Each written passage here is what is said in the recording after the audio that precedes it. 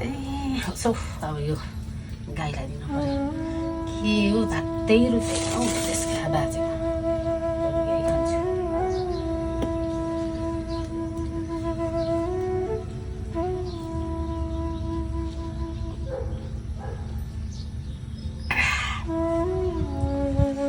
पनि आउँदैन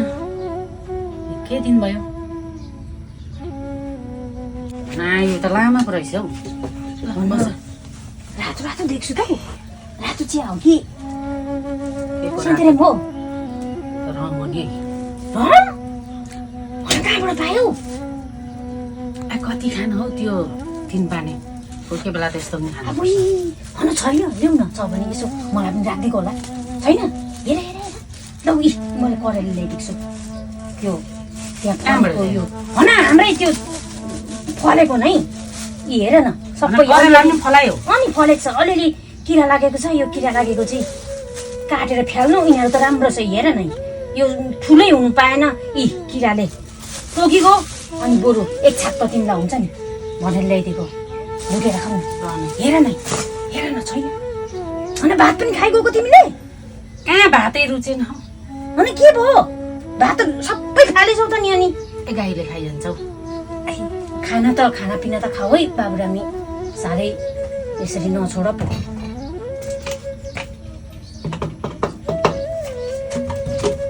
मै राखिदिनु त राखेको रहेछ है आउँछु होला भनेर राखिदिएको नै पानी हालिदिउँ होइन तिउन छैन तिउन हेर न पानी त अलिकति होइन होस् कडै खान्छु म त तिन पानी कडा खानु सक्दैनौ होइन यो त दबाई हुन्छ नि त यहाँ घाँटीमा सरर गर्छ कम्ती त मजा आउँदैन त यो त रातो त अब सब्जी बिना उलाखेरि रुच्दैन अनि के को पकाएको छौ ल्याउन जे भए पनि हुन्छ के पकाउनु नै मुन्टा पकाएको ए हुन्छ जे भए पनि हुन्छ सब धेरै छैन ल अनि किन धेरै दिनमा पाइगयो त नभन अब बर्खा लागेर अनि हाम्रो पनि त नि अनि पानी हाल्दैनौ अलिकति हाल ठुलेले अस्ति तिमीले कुटा खायो भनेको सुनेर मलाई त अनि तिम्रोमा नजा बेसी छोरी मान्छे आइमे मान्छेको भेटेपछि त्यही थाम्ने गफ हुन्छ भन्दै आउनै दिँदैन आजकल त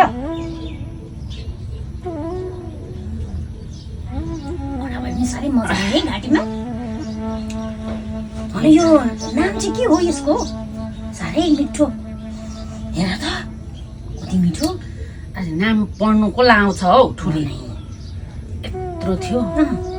100 रुपियाँ बन्थ्यो ल्याए त्यो अन्तरिक पनि जानु साह्रै मन छैन क्या अनै तिमीले त त्यही भएर यो ल्याएको मिठो छ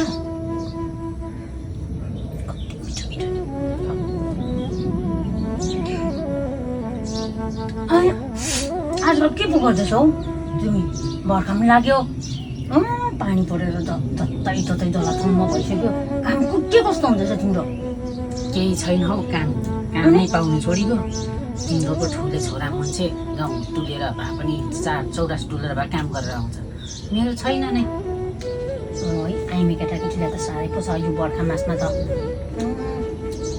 काम खोजी जानु पनि फेरि सानो नानी छ बडा टाइममा खाना भात पकाइदिनु पर्छ कसो गर्दैछौ है मासु जत्तिकै मिठो बनाएछ हो साँच्चै मासु पनि यति मिठो हुँदैन है तिम्रो त हातै मिठो के बाबुराम नि मन्टा पनि हेर न यस्तो मिठो नमिठो हो त साँच्चै बाबुराम नि अब खोइ त तिम्रो त यो घर पनि यो बर्खासम्म मात्रै भनेको सुनेको थिएँ अस्ति तिमीले त्यसै भन्थ्यौ नै यो बर्खासम्म मात्रै हो नि त्यस पछाडि त अब खै कुनै त कतातिर हुन्छ अब तिम्रो पनि साथ छुट्छ जस्तो छ होइन साह्रै भएन भने त आइजाऊ है कहाँ हाम्रैमा आइजाऊ न अनि ठुलो न ठुलो छ त नि अनि अँटी जान्छ नि आऊ अब तिमी भनेको लोग्ने मान्छेसँग बस्ने म कहाँ बस्छु हौ तिम्रो अब कहाँ जान्छौ त भन त आइमे केटाकेटी भनेको बेला न घर भेट्छ यो बर्खा मासमा आइपुजाऊ कम्ती त पिर परेको छैन ठुलो तिमीलाई भनेर के भन्नु नै बडा हो त नि त्यो बच्चा टिपेर म कहाँ जानु भन त लोग्ने मान्छे साथमा भएको भए चाहिँ अटाउँथेँ म एउटा यो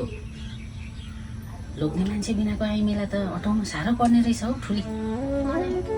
जसले पनि आँखा लैजाने फेरि तिमी राम्री न राम्री छौ राम्री त छैन छौ नै राम्री भए बाबुरामले छोडेर जान्थ्यो त त्यसलाई नपचेको नि अब राम्री यति राम्री बुढी अब भाग्यमै नभएको भन्नु न होइन नै हो गाईले खान्छ हो तिम्रो त्यो खोस्टा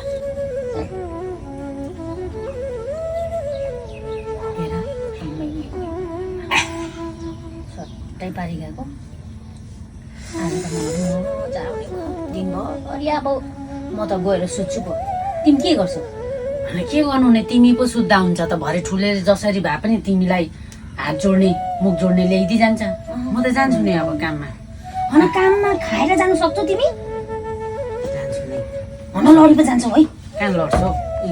यसकै रमरम झमझमले त काम गरेको चाल पाउँदैन त हौ नभए त जिउ दुख्छ हात गोडा दुख्छ नै अब बुढेसकालको हड्डी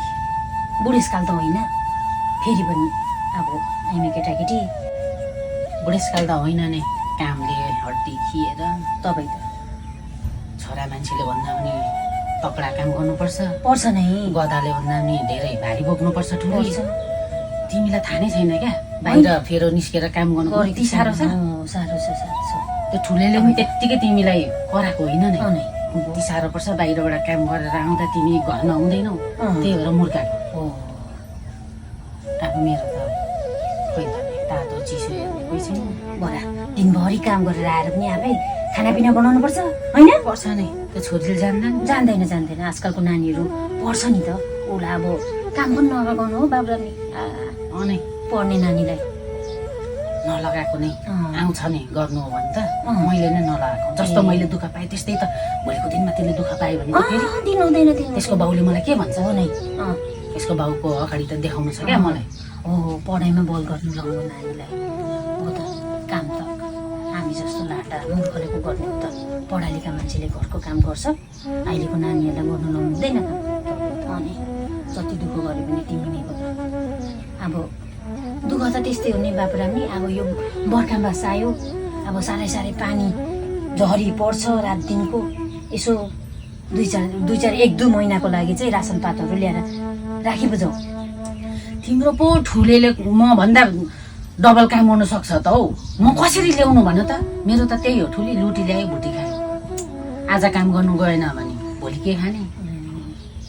तिम्रो जस्तो हाइसुख कहाँ छ हौ मलाई छैन नै सुख भन्दा पनि जतिसुकै जे गरे पनि कमाएर ल्याएर घरमा ठेकिदिने त छ नि त मेरो त छ नै तिम्रो त मेरो त आफैले हात गोडा नखाइ त्यो छोरीको भुली गर्नु सक्दैन नै ए जति गफा लडाए पनि त्यतिकै हो ठुली म त काममा जानुपर्छ तिम्रो पो ठुले गएछ गयो अब जाऊ यो सुर्ती चेप कहिले हुनु त सुर्ती चेप्छु सुर्ती चेपेर जाऊ हो म पनि जानुपर्ने काममा ल जाऊ नानी पनि स्कुल गयो होला गयो नि अनि माडी गएको छौ त कि तिमीले सुर्ती माडेको नै ए ल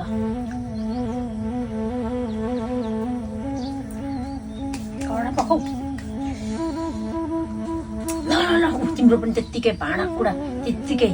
रहेछ के गर्छ अब त्यो गाईलाई त दिन्छ होला नि त्यो त्यसरी अन्न नखाला है बाबुराम नि त्यो मुर्दार बाबुरामलाई सपनामा देखेको 3 रात भइसक्यो बरा फेरि देख्यो आज पनि अनि यहाँ सिन्दुरको लागि अब सिन्दुर पनि आइगएछ त हेर त कम्ती त मया गर्छ म यहाँ त कस्तो हुँदैन त हौ नै मया त हुन्छ नै मया सिन्दुर लगाएछ ए हे बरा अनि सपनामा के भन्दै थियो त बाबुरामले त्यो मुर्दार बोलेन हौ नबोल्दा त बा बिरामी छ कि जस्तो लागेर नै त्यो भात काटिबडी छिर्यो यति धेरै सोच्छौ है अझै पनि अब तिमीले ठुलेको कुटाइ खाएर त त्यही ठुलेको गुणगान गाउँदै हिँडिजान्छौ त हो हामी आइमै लाई जति भए पनि छैन मुखले भने पनि मनमा चाहिँ माया चाहिँ हुने है अब छोरी आउनुभन्दा अगाडि यो पुसी जानुपर्छ नि छोरी स्कुल गएको बेलामा दिनभरि लाएर यसो बसी छोरीलाई